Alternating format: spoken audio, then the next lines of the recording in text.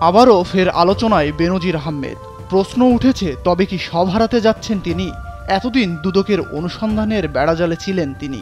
এবার সাবেক আইজিপি বেনজিরের সম্পত্তি ক্রোকের নির্দেশ দিয়েছেন আদালত। তার কেনা সম্পত্তির ৮৩টি দলিল জব্দ করার আদেশ দিয়েছে আদালত। সেই সঙ্গে তার স্ত্রী ও মেয়ের নামে থাকা ব্যাংক হিসাবগুলো অবরুদ্ধ করতে আদেশ দিয়েছে আদালত। আদালতের আদেশে কক্সবাজারের ৯টি সহ গোপালগঞ্জের তার কেনা ৮৩টি জমির দলিল ও ৩৩টি ব্যাংক অ্যাকাউন্ট জব্দ করতে বলা হয়েছে। দুর্নীতি দমন কমিশনের করা আবেদনের প্রেক্ষিতে ঢাকা মহানগর সিনিয়র বিশেষ জজ মোহাম্মদ জগলুল হোসেন বৃহস্পতিবার এই আদেশ দেন।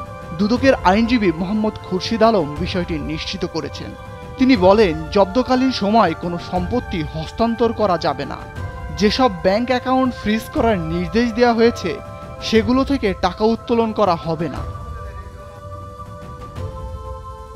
জানা গেছে, আদালতে দাখিল করা দুদকের আবেদনে বলা হয়, সাবেক আইজিপি বেনজির আহমেদ ও তার পরিবারের সদস্যদের নামে থাকা সম্পত্তি ক্রোক ও ব্যাংক অ্যাকাউন্ট জব্দ না করা গেলে যে কোনো সময় তা হস্তান্তর হয়ে যেতে পারে। দুদক জানিয়েছেন, বেনজির আহমেদ ও তার পরিবারের সকল স্থাবর অস্থাবর সম্পত্তি ক্রোক এবং ব্যাংক হিসাব জব্দের জন্য আদালতে আবেদন করেন দুদকের উপপরিচালক মোহাম্মদ হাফিজুল ইসলাম।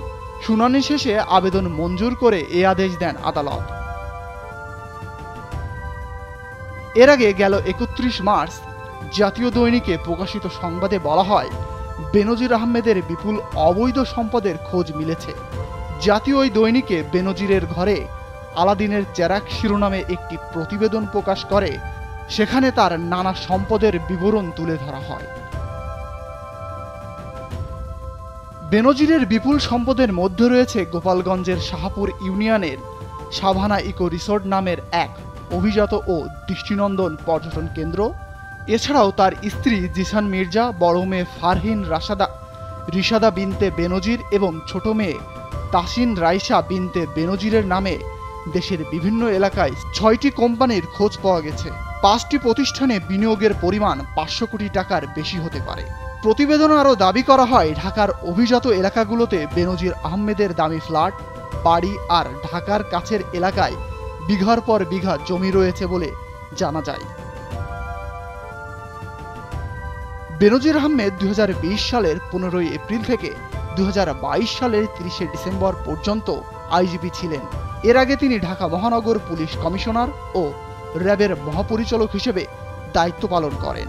মানবাধিকার লঙ্ঘনের অভিযোগে ২০২১ সালের ডিসেম্বরে র্যাবের ৭ কর্মকর্তার ওপর নিষেধাজ্ঞা দেয় যুক্তরাষ্ট্র। ওই সময় র্যাবের দায়িত্বে থাকা কর্মকর্তাদের পাশাপাশি এই বাহিনীর সাবেক কর্মকর্তারাও নিষেধাজ্ঞার আওতায় ছিলেন, যার মধ্যে বেনজির আহমেদের নামও ছিল। ফজলে রাব্বি, নাগরিক।